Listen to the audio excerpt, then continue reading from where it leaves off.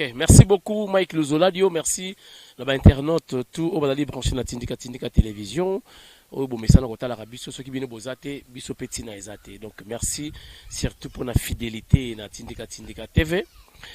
Les autres gobeta les solo comme d'habitude, mais na koloba mingi te na ko la émission ezala riche en images qui est le batro malgré actualité za raté. To remera ko fongola moi partie actualité, mais en tout cas na confirmé que l'émission est très riche en images.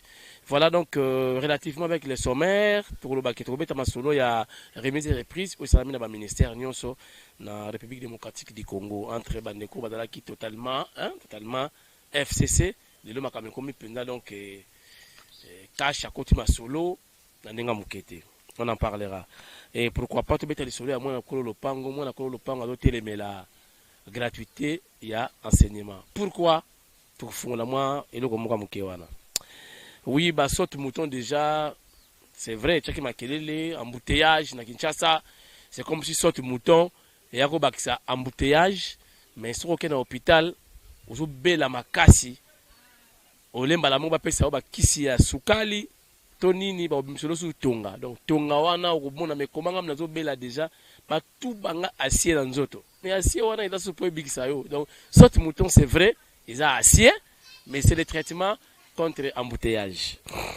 70% papa 70% de naniwana Augustin Kabouya. Pourquoi? Et bandit de la ministère Batouako Bunda. On en parlera. Voilà.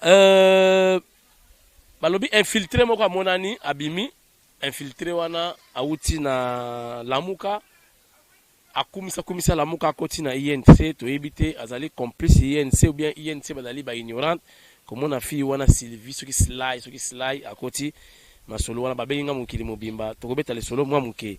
Et puis préparation il y a Belgique ba Belge topé ba Congolais ba vana na Belgique bala kozela mwana mboka fachi béton kalamingité Belgique et koyinda. Et enfin tokobeta muke le solo ya fibre optique balobi ma téléphone na biso nyonso et yo kana na Rwanda avant ce moto yo kama kambwana to mengana ko sola muke mais émission de la télé riche en images. Voilà, sans plus tarder to beti ma solaire remise et reprise salamaki très bien un climat moko apaisé partout dans ba ministère nyonso to monaki batu na batu ba drapeau na bango ba drapeau tout ça ba effigie à parti pour okumisa chaque ministre na bango et les gars qui vraiment na climat moko très apaisé. Félicitations à la police. Moi ba débordement mike zalaki mais ezaki pena gravité par rapport au monsieur ba ministère monsieur cabinet muke presse moyen continue chez zate bon ils ont makambo yaka. Voilà, et moi na kolo lopango bozo mona ba vidéo ya sali en principe na ko bino moi na kolo lopango allo bagate kada moi kolo lopango na quartier po ye bagaki oza moi na kolo lopango so moni moi na kolo lopango bandi ko ganga ngande moi na kolo lopango ngai moi na kolo lopango c'est qu'il y a un problème. C'est une réalité. Likamoko samba ezate. Nana yebite ke papi kamwasi azali mwana ya papa kamwasi, mwana ya baron. Na quartier ba yebi. Bon, sikunga mwana nokobela ka nga mwana ya baron, nga mwana kola lupangu. C'est qu'il y a quelque chose qui ne va pas. Mwana kola lupangu aganga kate. Keba kozala mwana locataire. Mwana so mwana mutakomo ganga nga mwana mama oyo, nga mwana papa oyo, keba kozala mwana locataire. Comment yo zali mwana kola lupangu obandi kokoma contre gratuité ya papa na bino oyo apesi na ba congolais pona enseignement de base. Mais zali lié na copie ya sali. Mwana kola lupangu lukuta asali nde ba école, asali ba lycée technique. Na ba lycée ya sali azalaki na idée, donc c'est-à-dire il a investi dans l'éducation. Aïba qui te ke lobby et kokoma ofele parce que c'est constitutionnel. Député a évité que on mettre en application. Et voilà les lots chef de l'État son excellence Félix Tshisekedi Tshilombo a vu makambo la constitution à mettre maintenant en œuvre et voilà moi na ko le pango lokuta a reversé a boy moi papa na ya lobby. Voilà. Et pourquoi? Parce que y a sali chic, a sali ba lycée. Na idée na ye zala kike ye a bénéficié à sala mbongo na enseignement. Et voilà, ba commission enseignement et loko ya pamba, c'est-à-dire ba école commis pleine. na bano batanga kate na bano balekano na chikite bana ba mikolo ne bakomi kotanga parce que chef de l'état a komisi chik mutu so foye bakotanga ay bakokoma mwana kolo lopango ya lukuta abalukeli papa na ye abimi na poisa na sali banquête na yeba pourquoi do telemela papa na ye soi-disant na makamita l'éducation ou enseignement na ye komona c'est parce que ya sali lycée privé lycée technique abimi na poisa mwana akomi contre ndeko na ye parce qu'il se disait mwana Tshisekedi il akomi contre ndeko na ye yango bokeba na bato bachaka ba makeli ba welisaka tangu fumu sabata lobaka kada mutu aner écrire nga na problème itikala ito bagaré mais tala ba réalité tala ba réaction sur terrain maintenant babani ko bima na poisa boka mwate mokileza ka ndenge wana. Merci. Alors, dans le soleil, il y a saute mouton ezalaki slogan. Na ibandeli, mais comme réalité, bota la moi niveau comme na filmant musika pour bomo na kaka. Na filmer ngo pété mais quand même bomo na kezali. Pe e bandi déjà. Na ebisaki ba mama na nzumba. Bo bongisa ba kikoso na bino. Bo finika likolo pour kala mingi te. To pesa bino mbote likolo. Maman a dit sonama, boni bino yo na douche. Donc, bo tchaja batol, saute mouton, ils en réalité. Bientôt, to koleka likolo. Voilà. Bo tala moi extra ngo ndenge zali, ndenge misale bandi déjà, et c'est bimisi moutou. Kala mingi te, to koleka likolo. Avec la complicité de Mike. Le Zoladio. Papa na on monte. Forme ya baluba. Fitir Messi à Congo.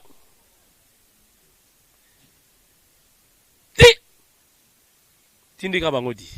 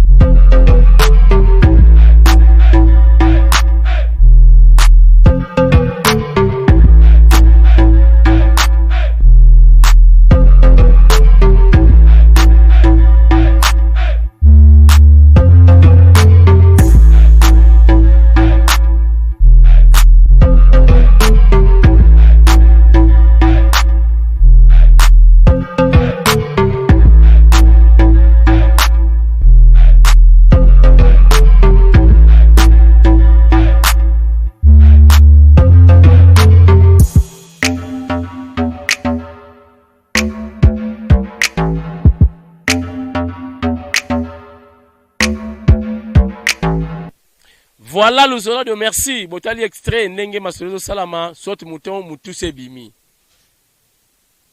Donc, ce bon moni moutou e bimi, il y a sous-marin à océan, moi bagana sekuna et c'est yindi. Allez-y comprendre. Papa 70%. Nenani, Augustin Kabouya, papa 70%. Pourquoi 70%? Papa 70% a monique Karate eko inda ba ana mongo bakomi ko luka ba ministre ya bango bato ya bolo bakomi luka ba ministre ya bango bato ya ba Congo bakomi luka ba ministre ya bango ba bosani ke bato basali ke bazala ba ministre c'est la base et sur ce son excellence Augustin Kabouya mon général alobi non. Son excellence, pourquoi? Parce que dans la qui défend la ministre, il y a Boyaki. Donc déjà, et puis déjà dans les critères, il y a UDPS, sont déjà secrétaire général d'office aux ministres. Il y a un secrétaire général tout, il y a ministre. Voilà, il y a une excellence. Voilà. Augustin Kabouya lobby jamais et comme ça la mandingue wana famille ezala qui teti ministre do bunda do ki bambango ezo yinda la base. Après si chaque ministre est 30% à chabilongi ya lingi. Ceux qui sont membres de famille, ceux qui ont connaissance, ceux qui ont nani, 30%. En tout cas, 70% ont droit. c'est-à-dire la base, l'UDPS, les combattants. Pour Boganga qui peut trop na mikili kuna, oh, bazozo misala te, bazozo telema telema na balabala, bokanisa bango, mais voilà, Augustin Kabouya, le CG, à lobby, a telemi déjà. Mais je vous informe déjà qu'il n'y a pas Lelo et Bandi. Bandi ko ya RTNC. O ba otala vidéo. Na kebisa bino déjà o la tindika oyo mende nde ya fachi. Na ba marche. Bo bana ko ya te. RTNC on ko ya te. On ko diffuser ka bloc Kabila matin midi soir. Et comment qui chaîne à Jalelo RTNC. Lelo bozo ba ka cabinet bolongwa raté. Bata base ba yé déjà pas se positionner. Mais non mais bolongwa raté RTNC bolongwa raté na ba ministère. Que vous avez affaire aux combattants et aux combattantes. Bako beta bino. Donc yo kuna RTNC dans la kabokeba banganga. Yinda kama be kuna babomsaka batu. C'est bon. Bon mais na ba combattant. So boko so ba cabinet wana. Yango ba kendeki pe c'est pas mal. Mais tu ebi que liste officielle ko yebuta na base Augustin Kabouya ko tinda ba ko travailler na ba ministre. Base n'est que ça, on est 70%. Donc, pas question, il y a n'importe qui. Oh, biso, il y a un RTNC, le ministère T, Makame Bandi. Et dans la Constitution, article 9, on a que non, presse, il y a RTNC, balongo raté par ministre. Donc, on va filmer ministre, tu as éliminé, ba image, tu as éliminé, qui sont comme ça, la papier, là, ça, les papiers. Ba ebisio au commis français na yo ba peso image et ça la makape bongo to l'exi ba image be na RTNC et ça ba image be na RTNC ka pe na ba image nga ça na RTNC te donc on a ba intimidation ya solo et simba ko tuté voilà bon vivre sikoyo ambiance oye le kaki na ministère il y a hydrocarbures avec le nouveau ministre d'État, vice-premier ministre, ministre d'État, Ribens Mikindu, mwana ya Walikale, mutabundana ba mai, mutabundana ba rebelle, pour nous faire ça, IDPS va côté est. Et voilà les loyaux, à ça récompensé vice-premier ministre, ministre d'État, ministre hydrocarbures, pour mon la image na interview na Matadi, na forum. Il y a énergie électrique en RDC. Avec la complicité de Mike Luzona de Papa, on monte. Otala elengele kaki lobby na moni ribesa komi penazu e bonga balaki siena cabinet. Tindika bango.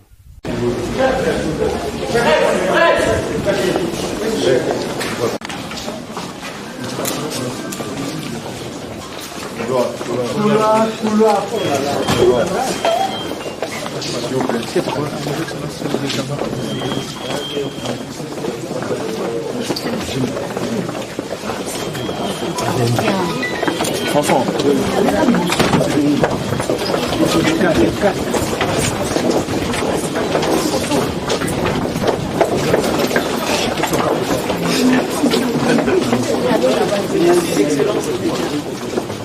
S'il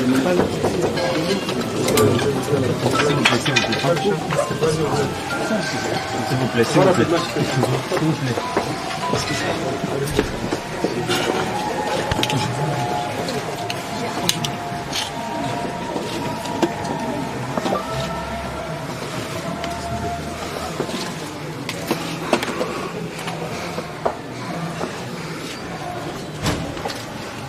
S'il vous plaît, on va utiliser l'excellence contrôle. Il faut vous faire assez pour la presse, etc.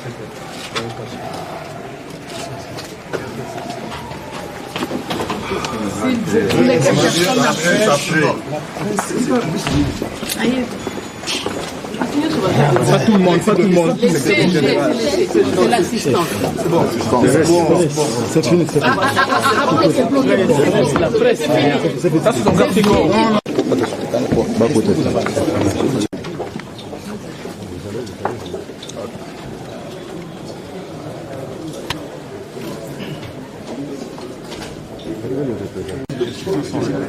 Le blanc là. pain blanc qui est Non, non, il n'est pas blanc. Il est noir. Il est noir.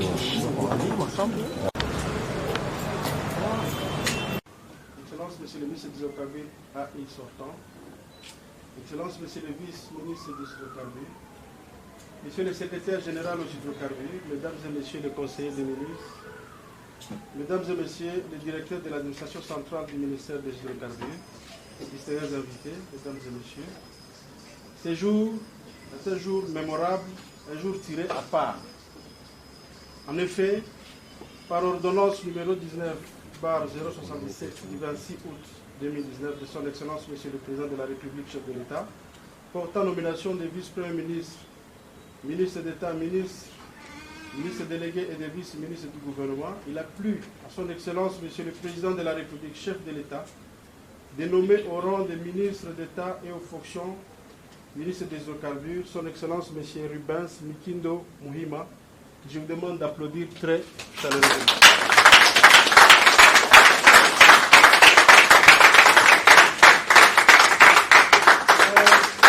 Ainsi que, en qualité de vice-ministre des Hydrocarbures, M. Moussa Mondo, que je vous demande aussi d'applaudir.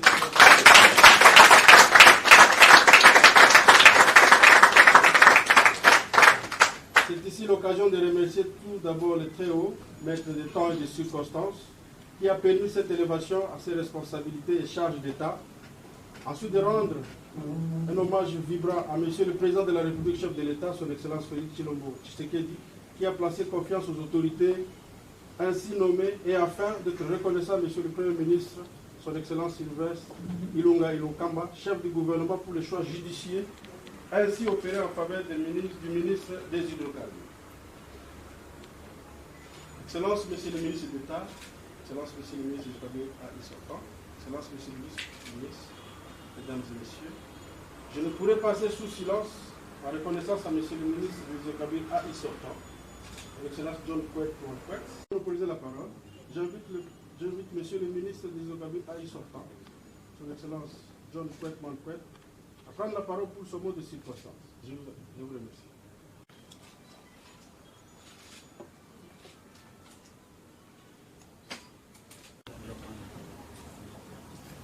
Bien, merci pour la parole.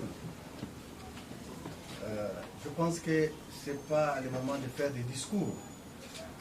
Ici, je voudrais rendre hommage au président de la République, chef de l'État, son Excellence Antoine Félix Tshisekedi, qui a fait en sorte que je sois au gouvernement jusqu'à ce jour. Il m'a gardé au gouvernement pendant plus de 6 mois. Alors, je tiens à lui rendre un hommage vibrant pour ces temps passés au gouvernement. Je voudrais aussi rendre un hommage particulier au président de la République honoraire, le sénateur à vie, Joseph Kabila Kabange. Je regrette que sous-entendu que arrivé à vous et présenter cette reconnaissance.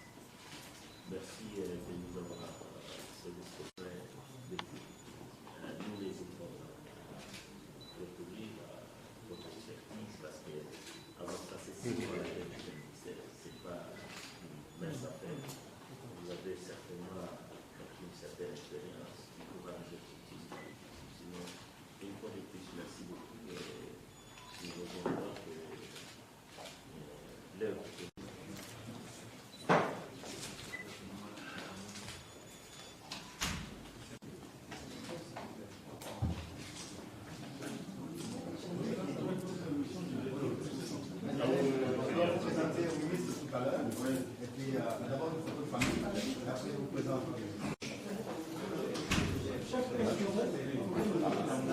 le personnel.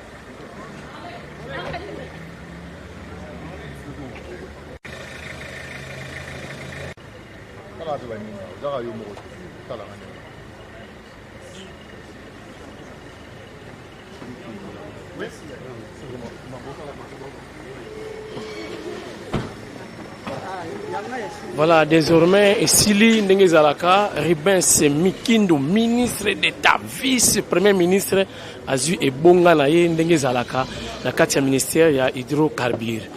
Maramoussi Lakate, Sili, béton à béton, réalité en Oyo. Oyo Bachaki Tembe Sili, donc Ribens Mikindo, désormais, ministre des hydrocarbures. Oyo Bachaki Tembe, Masolo Yangoyo, béton à béton, Fachinde. Béton. Et si vous avez Tindika TV, vous avez la monde entier, comme d'habitude, ils ont la rare aboué. Je crois que vous reportage na excellence depuis Matadi, le rôle à Seki, na forum sur l'énergie électrique en RDC, Kakaye, Bomonara na vidéo, Yewana, a commis ministre, il y a hydrocarbures. Allez, na Tindika Kalamingite. Il y a commis émission, il y a ministre. Blague pesati, itikali ndenge wana. Voilà.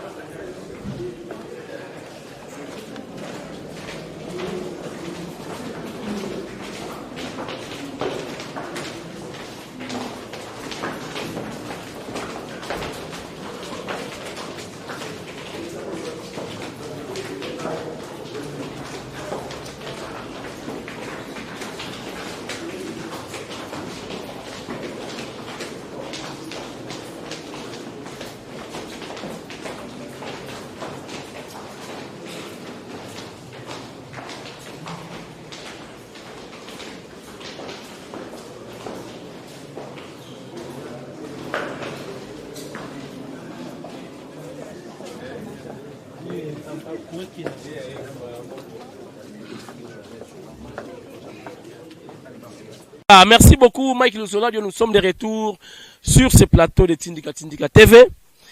Je vais te remettre les solos. Namu ya Sylvie Sly, hein. La batinga ba vidéo na ebele, ye musala zwaka ko finga chef de l'état ko finga. A Betty Cop lelo, lo yeba to benge mama Mimi. Mama Mimi, Sylvie Mimi dit, ce qu'on compte na INC pour pousser na paiement na chef de l'état, si to timbeli yoti. To timbeli déjà, mama Mimi, sikoyo message c'est comme pas ya Augustin Kabouya secrétaire général ya UDPS. Ezali kamusiko ya niveau ya ngomba adhésion eza libre to boyite ke mutasa adhérer na INC. Mais tout le yeba à côté de INC pourquoi? Aza missionnaire, tous les ninginin, ba projecteur tout et fumami. Tu le but que dire que ba pesa biso demande explication. Non, loin de là. Mais tu ça la banquette. Tu yeba wa finga chef, aye pembeni ya mutu chef. Mama Mimi. Tu lande là, yeba jake no usimbati. Belgique na yoki deux courants. Tension na Belgique. Bamso ko benga tindika royate boyna bon na ebité na ko confirmer binoti. Je peux ne pas être là et ça l'appelle oti. Mutu pas une invitation te hein qui tindika yaka boyna bon. Une invitation pe mutu te na confirmer mete so na royate donc total akaka. Mais na royate sabino lokomoko. To yebike ba baza ba vivre pe na opposition baza ebele grâce à opposition ne bazoki ba mikanda tout ça Fachi bana ko bundela ye pour intérêt atika ka na opposition pour bango pas vivre na poto. Donc la Fachi a du pouvoir, il est peut du pouvoir et ça lui fait pas si na batebele hein.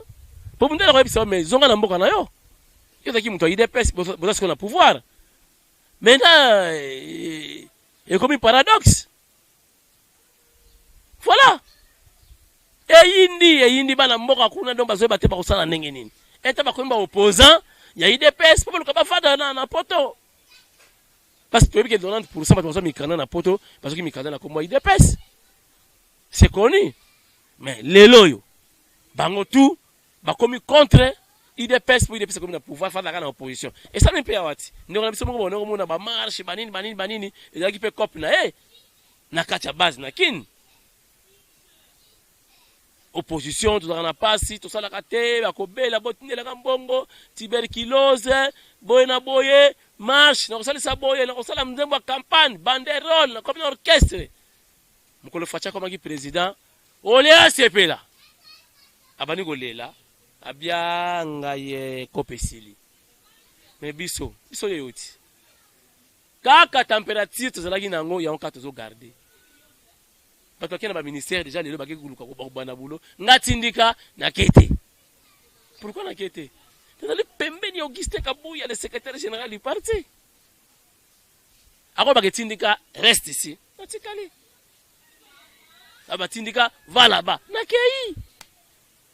Mais objectif, c'est de fou la chef de l'État 2023 dans Moussikate, to la Kisabino, PPI, Payzali, qui est réunion tout à l'heure dans Zelanga.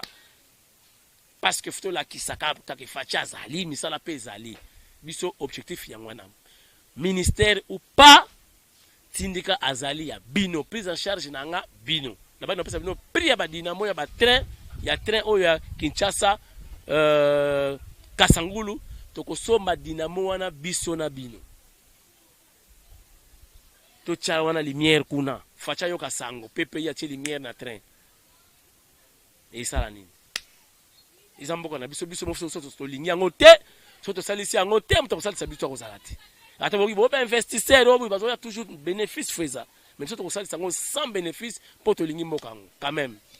Ce que l'on flair na balabala, bénéfice nous en juste pour nous embellir balabala, pour nous bien-être na biso bako. Voilà. Fibre optique. Donc, en Belgique, nous avons des courants qui ont beaucoup de bunda. Oh, tu as mabanga, tu as tomate. Bon. Nabi ke salama nango déjà même ba mindele président je vois que Chirac ce qui ba maka pe sapatu et salama déjà ba président so ba tomate récemment Macron ba humilié na défilé